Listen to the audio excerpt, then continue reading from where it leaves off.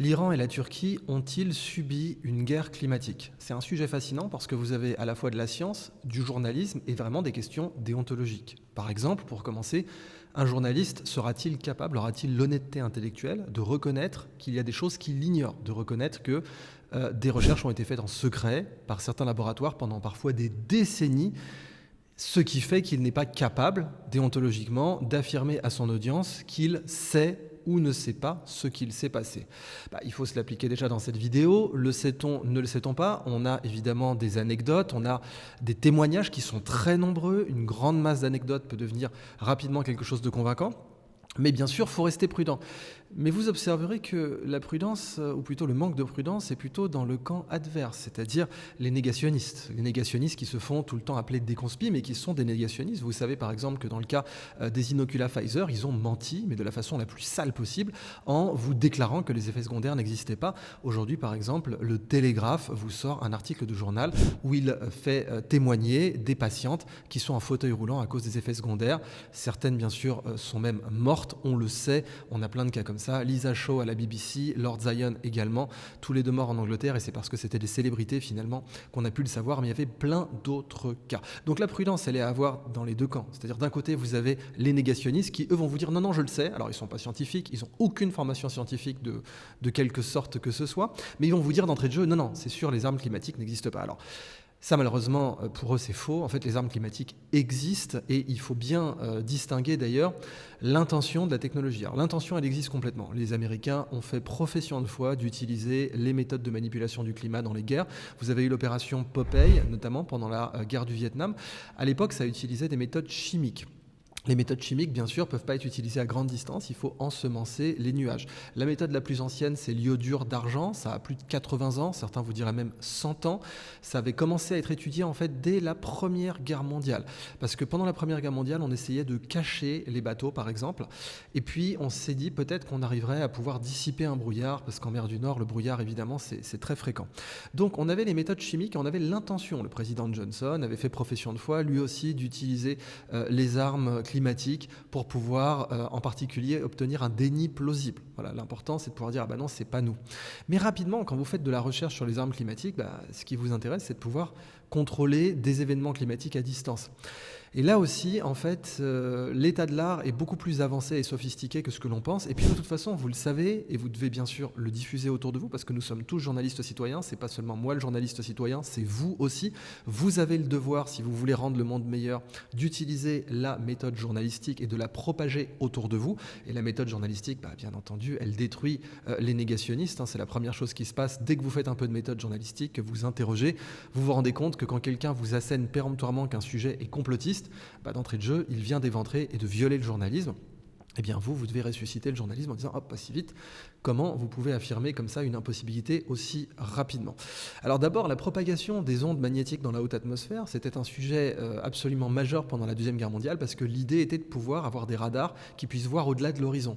Donc vous utilisez en fait les couches de la haute atmosphère jusqu'à la ionosphère, qui est une des couches les plus hautes, pour pouvoir en fait avoir une sorte de fibre optique. Vous avez votre signal radar qui va se répercuter au-delà de l'horizon et ça vous permet donc d'avoir plus d'informations.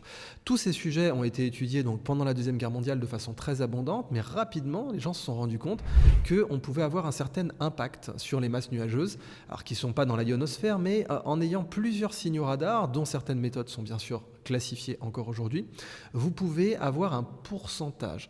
Et c'est ça qu'il faut distinguer avec une idée qui vous dirait non, on peut faire pleuvoir exactement quand on veut, comme on veut. Peut-être qu'on peut aujourd'hui, là on serait dans un niveau de classification extrêmement élevé, mais la chose qui est la plus plausible pour l'instant, c'est qu'on ait la capacité de poser des tarifs climatiques, en fait, comme des tarifs douaniers. C'est-à-dire qu'on augmente la probabilité qu'une masse nuageuse pleuve, provoque des précipitations sur une zone donnée. Et quand vous avez suffisamment de cette augmentation de probabilité, c'est un petit peu comme un taux d'intérêt en banque. Vous agissez sur le système financier, le système climatique. Mais vous avez un peu la même idée, c'est-à-dire que derrière le système climatique, vous avez les récoltes, vous avez la stabilité d'un pays, vous avez sa dépendance à l'eau potable. Donc en fait, très rapidement, ça peut se comprendre prendre comme de la guerre financière. Vous avez les moyens de provoquer un tarif sur les quantités d'eau qui passent sur des zones arides, et donc vous faites la guerre financière à cette zone, mais avec un déni plausible absolu. C'est-à-dire allez prouver aux Nations Unies que c'est bien vous qui avez fait en sorte que pendant 10 ans, tel ou tel espace géographique reçoive moins de précipitations. Ça, c'est tout à fait faisable en fait. Vous pouvez avoir une influence perceptible qui se composent, comme des taux d'intérêt se composent, sur les précipitations d'un pays, mais vous devez avoir un environnement favorable. Vous avez certains pays qui sont davantage amenables à une guerre climatique que d'autres. Et là, typiquement, l'Iran en fait partie. Parce que les masses en fait, humides qui vont alimenter l'Iran en précipitation viennent de l'océan Indien, et que sur le chemin de ces masses humides, qui en plus sont particulièrement contrôlées par la mousson, eh bien, vous avez des bases américaines un peu partout avec des radars extrêmement puissants qui sont capables d'envoyer des ondes dans différentes couches de l'atmosphère. Et on sait par ailleurs que ces ondes, ces méthodes militaires, peuvent provoquer certaines agglutinations, certains débuts de précipitation, certaines formes dites de cloud seeding. Le cloud seeding, encore une fois, existe depuis très longtemps, mais il est essentiellement chimique. En fait, peut-on avoir du radar cloud seeding? La réponse est complètement oui. Au départ, c'était un phénomène ancillaire. Et puis rapidement, quand on fait de la recherche et développement militaire, on se rend compte que les phénomènes ancillaires peuvent être des phénomènes centraux, un petit peu comme un bug peut devenir une feature pour un logiciel. Les Américains sont parfaitement conscients de ça, ce ne sont pas les seuls, les Russes aussi, les Chinois aussi, les Indiens aussi. L'Iran a-t-elle fait l'objet de guerre climatique? Ma conclusion personnelle en tant que journaliste citoyen, c'est clairement oui. Pour moi, le faisceau de preuves est tellement évident. D'abord avec les renseignements sur place, avec les événements loin de la moyenne, les événements extrêmement écartés de la moyenne. Vous savez, 1 sigma, un écart type, 2 sigma, 3 sigma, 4 sigma. Quand vous êtes à 5 sigma de la moyenne classique climatique, je veux dire, si vous appliquez la méthode que d'autres personnes se prétendant journalistes appliquent, eh bien, on va vous dire, par exemple, que telles températures en France sont très, très au-delà des moyennes saisonnières pour 3 sigma. Bon, là, ce qui s'est passé en Iran, on est sur un événement qui est de l'ordre de 4 à 5 sigma quand on prend des phénomènes, bien sûr, mesurables et objectifs, comme par exemple la hauteur des lacs de retenue, la quantité de précipitations en millimètres sur une période donnée, etc. Et ces événements-là, ces mesures-là, qui sont objectifs, sont au-delà de 4 à 5 sigma pour l'instant, et c'est peut-être même en train de progresser, puisqu'on n'a pas beaucoup de recul, on n'a que quelques mois. Or, on sait par ailleurs que l'Iran a tapé tout un tas de stations radar américaines dans la zone qui était répartie tout le long de l'arc par lequel se déplacent les nuages qui vont normalement approvisionner l'Iran en eau potable. L'Iran, par ailleurs, a des moyens de dessalement, comme on le sait, mais elle ne dépend pas tant que ça du dessalement, puisqu'elle continue à avoir un système hydrique assez important.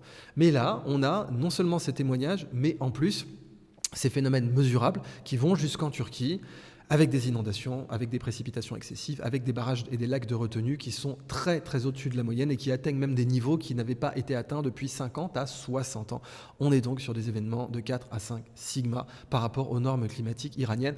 Encore une fois, pour beaucoup moins que ça, en France, on va vous annoncer qu'on est en période de sécheresse ou qu'on est en période de changement climatique majeur, qu'on est en période catastrophique qui justifie de confisquer nos libertés publiques fondamentales. Donc, existe-t-il une intention de développer des armes climatiques? La réponse est oui, on le sait avec l'opération Popeye, on le sait avec les déclarations du président Johnson. Existe-t-il des moyens? Oui, les moyens chimiques sont complètement déclassifiés, on les connaît et ça dépasse très largement le iodure d'argent et plein de pays les utilisent. Existe-t-il des moyens électromagnétiques? La réponse est encore oui. Donc quand il existe à la fois des moyens et des intentions, et qu'ensuite il existe des faits troublants avec des écarts statistiques absolument remarquables, on doit arriver à la conclusion qu'il s'est passé quelque chose. Cependant, j'ai voulu aussi donc interviewer cet excellent journaliste iranien Siavosh Razi. Alors je vous ai dit que vous deviez connaître son nom parce que sur LCI, il a été censuré mais sans pitié, c'est-à-dire il commençait à donner des vraies informations, il commençait à faire son devoir de la charte de Munich, à savoir informer le public quelles qu'en soient les conséquences pour lui-même. LCI, le groupe Bouygues n'a pas voulu faire de journaliste, donc boum, ils l'ont coupé direct. Et il a même écrit ensuite, alors heureusement, vous avez des gens au montage ou en régie qui ont affiché son compte WhatsApp où il disait « Écoutez, j'en ai marre de votre censure, là c'est scandaleux, je ne repasserai pas chez vous ». Et ça, je pense que c'était délibéré de la part de certaines personnes en régie qui ont dit « Attendez, on ne peut pas comme ça violer le journalisme en réunion, en fait, c'est pas bien ce que vous faites. Vous vous faites passer pour des journalistes, mais vous violez le journalisme, vous violez le premier devoir de la charte de Munich ». Donc quelqu'un courageux a décidé d'afficher ce message de Siavosh Razi dans lequel il accusait vertement la rédaction de LCI de le censurer. C'est tant mieux, c'est grâce à ça qu'il est là, parce que le type est devenu une star, un des rares derniers journalistes francophones, malheureusement, qui passait encore à la télévision. Eh ben, j'ai décidé de l'interviewer, j'ai décidé d'avoir son avis, parce que lui, il a aussi les éléments de terrain, mais je vous le dis d'un point de vue purement scientifique, il est absolument clair et certain que les technologies existent, que la volonté de les utiliser existe, que la volonté utilise précisément le déni plausible, revendique précisément le déni plausible, c'est-à-dire non seulement on a la techno et on veut l'utiliser, mais en plus on veut pouvoir dire qu'on n'a pas la techno et qu'on ne veut pas l'utiliser.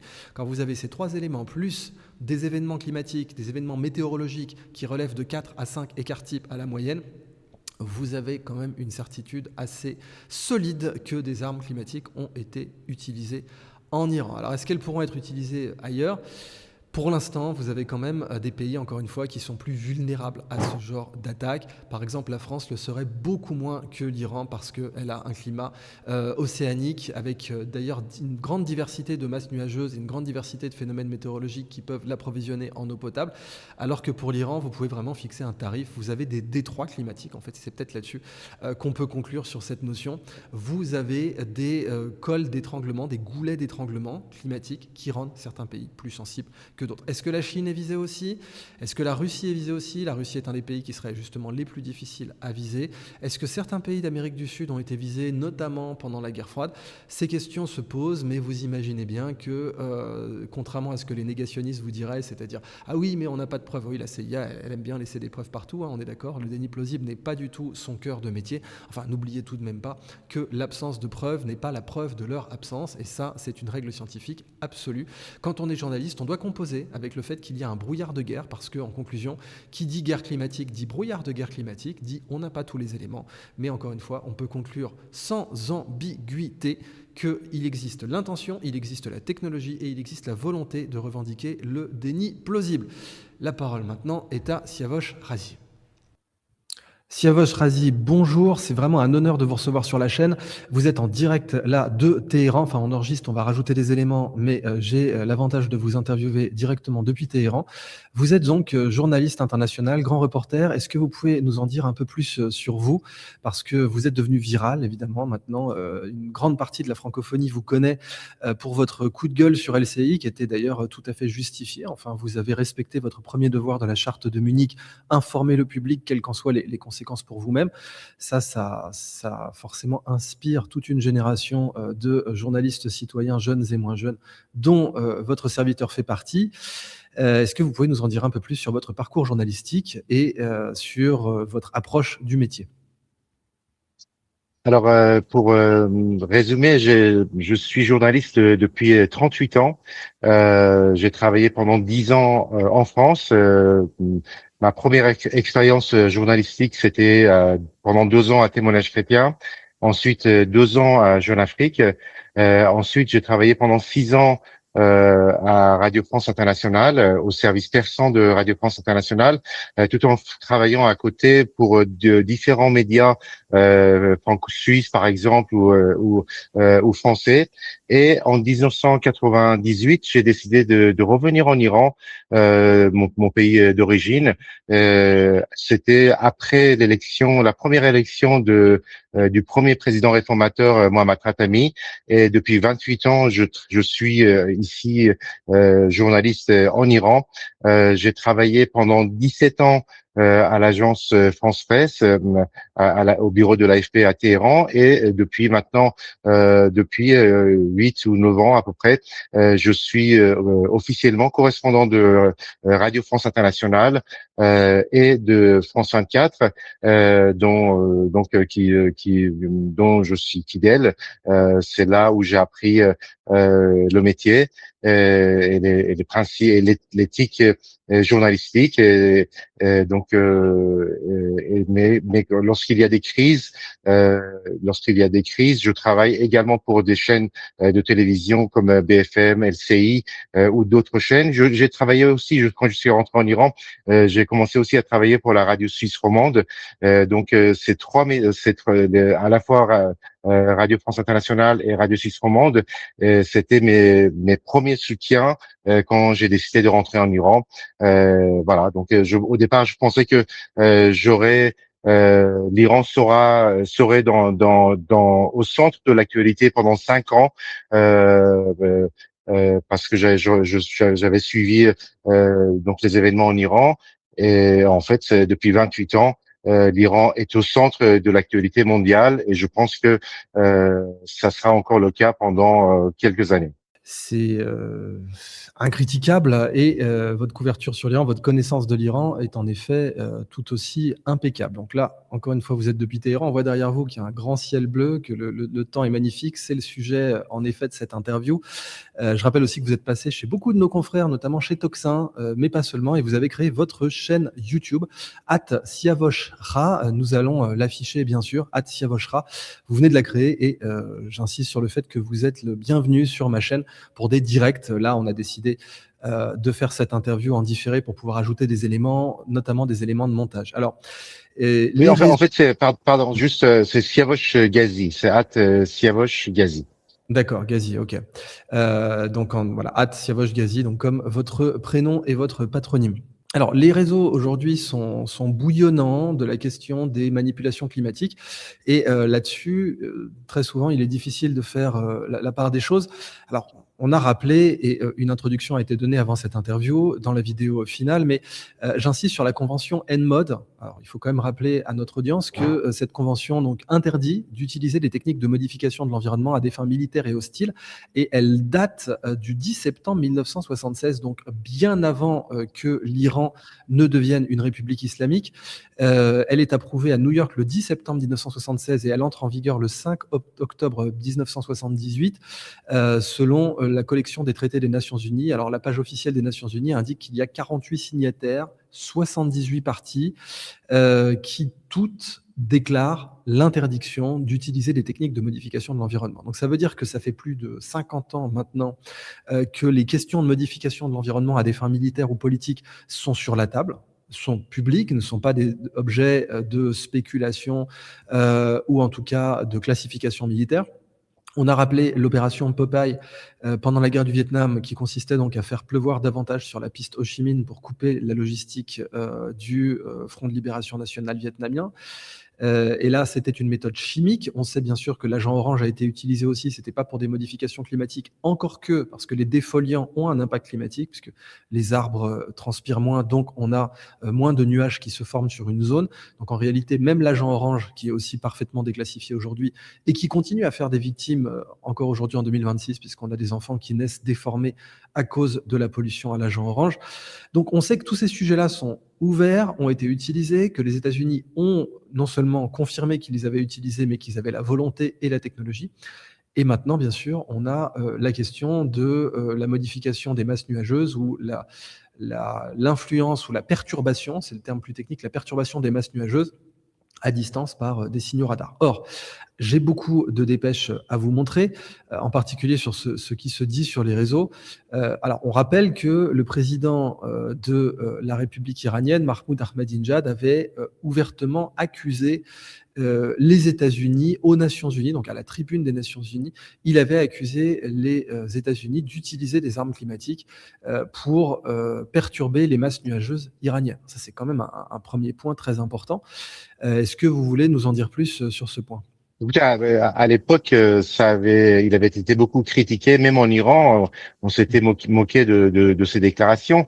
Mais ce qu'on constate ici en Iran, c'est que jusqu'à avant la guerre, l'année dernière, par exemple, il y avait des problèmes énormes d'eau potable, même pour la population de Téhéran, puisque en fait, il y a 4 barrages qui fournissent donc la capitale iranienne, mais aussi la province de Téhéran et la province voisine de Téhéran, qui s'appelle la province d'Alborz, avec la ville de Karach, qui a une population de 3 millions d'habitants. Au total, ces 2 provinces ont une population totale de 22 à 23 millions d'habitants.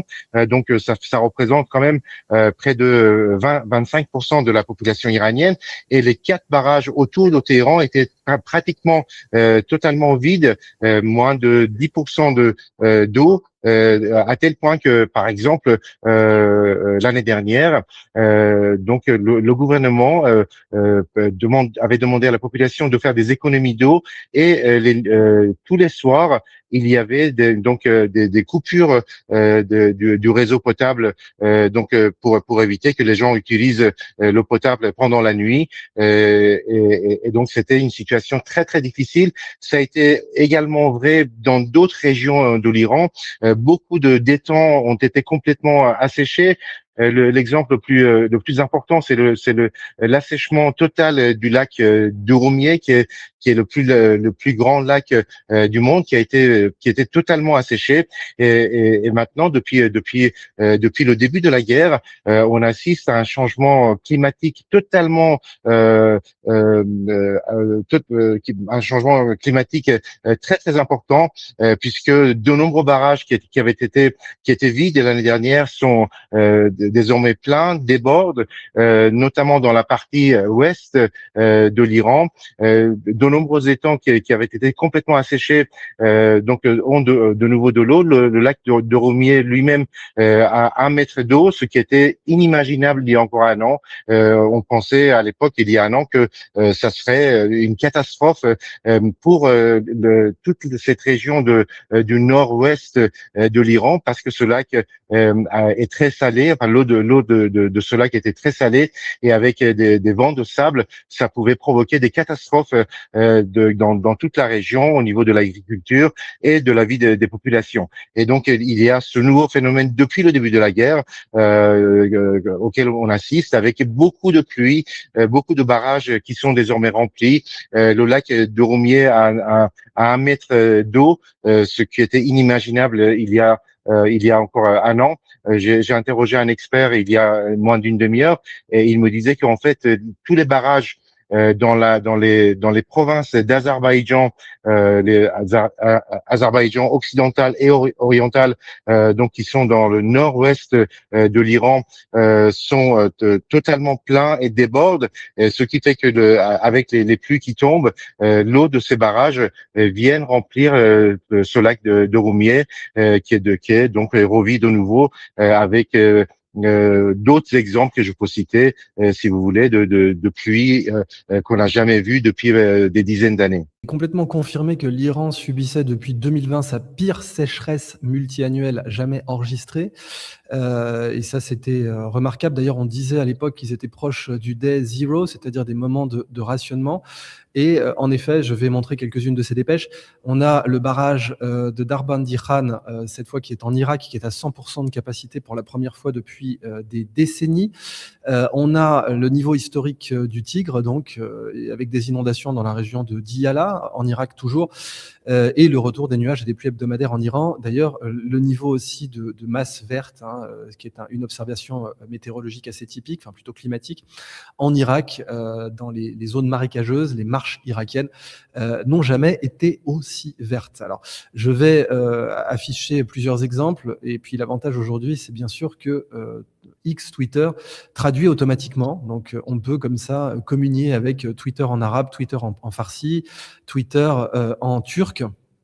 Et en effet, beaucoup de gens se posent la question. Alors, on voit ici les différentes observations de la végétation au cours des années. Donc là, c'était de juin en juin 2023. Et ces observations, ces suivis des masses vertes ont démontré clairement un événement rare, très rare même statistiquement. Ici, d'autres postes en Irak que j'affiche à nouveau. Donc, les niveaux des eaux et des marches n'ont jamais été aussi élevés. Donc, les marches, ce sont les marais. Bien sûr, ce compte Health Rangers qui accuse directement des armes climatiques d'avoir été utilisées. Et un autre excellent compte, Alon Mizrahi, qui nous parle en effet donc notamment du barrage de Darbandi Khan en Irak et de l'utilisation de guerre climatique. Enfin, ce compte-là, en espagnol, nous parle du lac Zimar, qui, comme vous l'aviez dit, a été, donc ça c'était son niveau avant et le niveau actuel.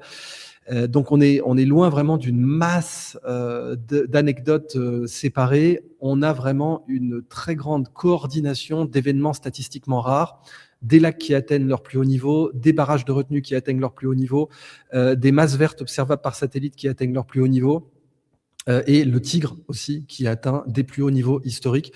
Tout ça en effet corrélé avec des frappes sur différents radars dans la région. Et on le voit jusqu'en Turquie. Donc là, je montre, c'est un très bon compte qui en plus est spécialiste. Donc c'est Mavi Turk, donc c'est un spécialiste des drones en fait, hein, comme Mavic, qui bien sûr étudie, documente les paysages turcs et iraniens, puisque la frontière turque et iranienne est très vaste, et qui relève une plus grande manifestation, masse verte, une plus grande manifestation aussi de niveau des rivières et des fleuves depuis des décennies. Donc on a toute cette conjonction de faits, et vous qui êtes en Iran, est-ce que le public iranien en discute? Est-ce que c'est un sujet qui est discuté aujourd'hui à Téhéran? Oui, bien sûr, les gens sont très surpris parce que tous les soirs, tous les après-midi, il y a des pluies qui tombent. On est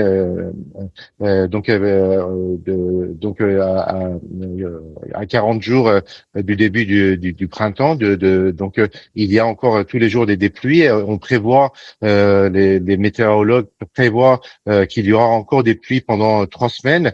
Avant-hier, il y a eu aussi de la neige dans les hauteurs sur les monts Alborz, tout au nord, enfin dans le nord de la capitale iranienne, ce qui était une première. Je peux vous raconter aussi une anecdote, une conversation que j'ai eue avec un paysan qui vit dans la partie entre la ville de près de la ville de Hamedan, qui est vers l'ouest, à 200 km, 250 km à l'ouest de Téhéran. Ce paysan d'une soixantaine d'années me racontait que lorsqu'il était jeune, qu'il allait avec son père et ses frères dans les champs, le printemps, il revenait avec les vêtements totalement mouillés, tellement il pleuvait à cette époque-là, ce qu'il n'avait pas constaté depuis une quarantaine d'années. Et cette année, de nouveau, c'est la même chose, c'est-à-dire qu'il y a tellement de pluie que même les habitants sont surpris, alors qu'on s'attendait à une sécheresse qui allait continuer encore pendant des années et des années. Et donc, on avait même assisté à des migrations de populations, par exemple de la province de Sistan-Baloutchistan vers la partie nord, vers la ville de Mashhad, vers la mer Caspienne, ou même des habitants disparants, de grands propriétaires disparants, qui sont venus depuis plusieurs années acheter des terres agricoles près de la mer Caspienne, là où il y avait également des problèmes d'eau, à cause de cette sécheresse qui frappait l'Iran depuis de nombreuses années. Par exemple, des grands propriétaires de la région de Kerman, où on fait pousser des grenades, et donc qui sont venus depuis plusieurs années, depuis une dizaine d'années, acheter des terres autour de la ville de Savé, là parce il y a plus d'eau dans cette région-là, alors que la ville de Kerman, la région de Kerman dans le sud de l'Iran est totalement asséchée, et on trouve pas d'eau, même en creusant des puits à 200 mètres. Mais toute cette situation-là, a commencé à changer. Ici, on dit que selon certains experts, en fait, lors de la guerre, il y a eu des frappes contre des installations radars américaines dans la région d'Erbil, au Kurdistan irakien, mais aussi des installations radars aux Émirats arabes unis, ce qui est influencé l'arrivée des nuages sur l'Iran, et donc c'est pour cette raison-là qu'on assiste à un changement climatique depuis le début de la guerre, avec énormément de pluie qui surprend tout le monde. Fait plusieurs déclarations qui remontent à avant la guerre, hein. Par exemple, en 2018, Euronews en persan rapportait les propos de Gholam Reza Jalali, chef de l'organisation iranienne de défense passive, qui affirmait que des équipes conjointes rendaient infertiles des nuages au-dessus de l'Iran. On a cité donc les propos du président Ahmadinejad aux Nations Unies en 2011. On a également d'autres propos qui ont été faits depuis la Turquie, notamment. Donc également, on a des rapports, hein, on a un très grand nombre de rapports sur notamment le Government Accountability Office aux États-Unis, hein, qui a posé des questions ouvertes au Pentagone concernant l'utilisation d'armes climatiques, et certaines réponses ont été données publiquement. Et bien sûr, on a le document de référence Weather as a Force Multiplier, Owning the Weather in 2025. Donc le climat, le temps, la météo comme multiplicateur de force, contrôler la météo en 2025. Qui est aujourd'hui dans le National Technical Information Service du département du commerce américain. Alors c'est intéressant, le commerce, on voit que c'est une dimension de guerre économique. Et donc, encore une fois, on sait que l'Iran, mais tous les pays du Golfe, pratiquaient le cloud seeding. Alors ça, c'est chimique, on insiste, c'est pas électromagnétique, mais utilisaient des méthodes de cloud seeding et qu'il existait un bras de fer concernant l'accaparement des masses nuageuses. Et dans ce bras de fer, bien sûr, les pays du sud du Golfe étaient avantagés puisque les masses nuageuses évoluent, se forment en océan Indien et vont ensuite vers l'Iran. Donc, si les pays du sud du Golfe pouvaient traire les nuages, pouvaient les forcer à précipiter ou bien augmenter la quantité de précipitations sur leur chemin, mathématiquement, ça faisait moins d'eau pour l'Iran. Donc, on voit que le sujet est sur la table, qu'il est tout à fait réel et que de part et d'autre, on en parle pas seulement en Iran, aussi bien dans tous les autres pays des BRICS. Alors, je voudrais terminer cette excellente interview avec vous, Siavash Razi, sur d'autres nouvelles qui sont liées. Les Émirats arabes unis veulent sortir de l'OPEP. Ils ont déclaré qu'ils allaient sortir du cartel. Et également, donc, on a la Chine qui continue à solliciter du pétrole iranien. Est-ce que vous avez un point de vue là-dessus, une analyse, ou vous voulez nous rapporter l'information iranienne directement depuis la noosphère iranienne jusqu'à la presse francophone? Ça nous intéresse particulièrement. Ce qu'on constate, en fait, sur ce blocus donc décrété par les États-Unis contre les ports iraniens, en fait, ce blocus n'est pas un vrai blocus puisque l'Iran réussit malgré la saisie de plusieurs de ses pétroliers donc par la marine américaine à exporter son pétrole. Il faut savoir que les navires militaires américains sont stationnés dans l'océan Indien, n'osent pas s'approcher du détroit d'Ormuz, de la mer d'Oman, si on regarde sur une carte, de la mer, même de la mer d'Arabie. Donc ils sont stationnés loin des côtes iraniennes à cause du risque qu'ils soient frappés par des missiles supersoniques iraniens qui ont déjà frappé plusieurs navires de guerre américains, même si les États-Unis ne l'ont pas reconnu, ne l'ont pas annoncé. En fait, l'Iran réussit à exporter son pétrole à travers donc ce soi-disant blocus hermétique en utilisant ses propres pétroliers, mais aussi des pétroliers chinois, par exemple, que les Américains n'osent pas intercepter ou n'osent pas leur poser des questions. L'Iran utilise également, par exemple, a autorisé pour la première fois un pétrolier japonais d'exporter du pétrole à travers le détroit d'Ormuz.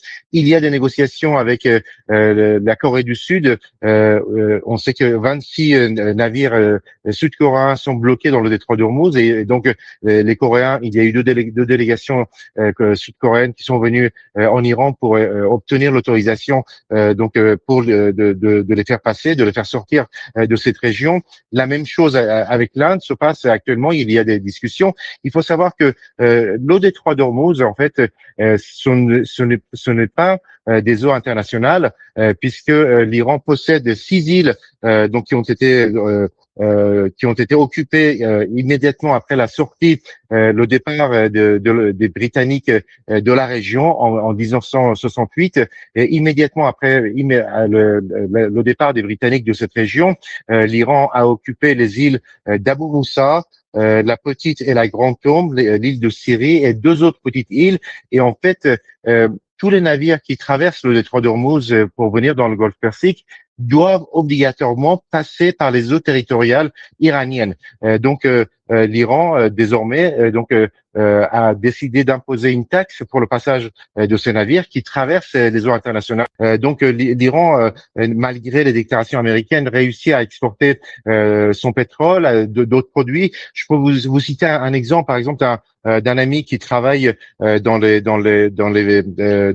l'industrie de véhicules lourds. Il me racontait hier soir que en fait il avait fait venir de Chine 3 navires. Le premier navire s'est arrêté dans le port de Karachi, le second est allé à Oman et le troisième est venu à Bandar Abbas. Alors en ce qui concerne le port de Karachi, mais aussi il y a un autre port pakistanais tout près de la frontière avec l'Iran, qui est développé par la Chine, qui est aussi mis à la disposition de l'Iran. Et donc, une fois que les produits sont déchargés dans ces deux ports, ensuite c'est par la route que ces produits sont emmenés en Iran. Et la même chose dans le sens inverse, c'est-à-dire que l'Iran exporte depuis le Pakistan ces produits vers les pays asiatiques ou d'autres pays. Et donc, ce que disent les Américains sur le blocus est totalement faux. Et c'est de la pure rhétorique. En plus de ça, il y a la frontière avec la Russie, qui est un partenaire stratégique de l'Iran, et aussi un chemin de fer très très important entre la Chine et l'Iran qui a été inauguré il y a 2 ou 3 ans. Un chemin de fer qui permet d'importer ou d'exporter des produits entre les deux pays, notamment par exemple des produits pétroliers dérivés qui sont exportés vers la Chine en utilisant ce chemin de fer qui coûte beaucoup moins cher et qui prend beaucoup moins de temps. Ça permet aussi à l'Iran d'exporter une partie de son pétrole vers la Chine à travers ce chemin de fer. Ce blocus sur les ports iraniens dans le sud imposé par les Américains, en fait, ne marche qu'à 10% ou 20%, puisque l'Iran à 15 pays frontaliers et avec des pays comme l'Irak, la Turquie, l'Azerbaïdjan, la Russie, des pays d'Asie centrale, mais aussi l'Afghanistan et le Pakistan. L'Iran peut tenir donc à exporter et à importer des produits dont il a besoin. Eh bien, Siavosh Razi, merci pour ce tour d'horizon. On pourra terminer sur justement l'aspect journalistique, c'est-à-dire le contradictoire. On voit qu'aux États-Unis, par exemple, les commissions parlementaires sont justement critiques du contre-blocus américain.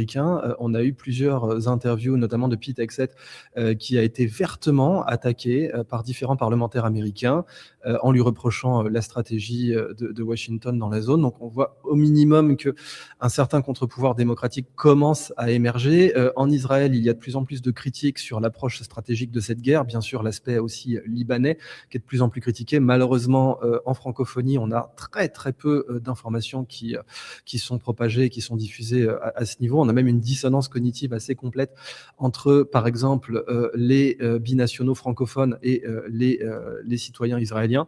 Mais on voit de plus en plus, même chez Haaretz par exemple, des critiques de l'aspect stratégique de la guerre en Iran et de la guerre au Liban. Est-ce que vous voudriez faire un dernier point là-dessus avant qu'on conclue cette interview? Non, je pense qu'on a fait le tour de la question. C'est un plaisir pour moi d'intervenir. J'espère qu'on aura l'occasion de le répéter, de faire la même expérience. Eh ben, tout le plaisir est pour moi. J'affiche votre chaîne qui vient d'être créée. Hein. Donc, Siavosh Razi 412. Siavosh Razi 412. Vous êtes le bienvenu sur ma chaîne principale, bien sûr. Vous commencez déjà à publier des interviews et des analyses. Voilà, des shorts. Vous êtes très suivi sur Instagram déjà. Hein. YouTube, vous venez de le créer. Sur Instagram, c'est Razi_Siavosh. Vraiment, c'est, comme dirait le capitaine Renaud dans Casablanca, c'est le début d'une belle amitié. Siavosh Razi, merci infiniment d'être intervenu sur notre chaîne et je vous souhaite le tout meilleur. Merci beaucoup.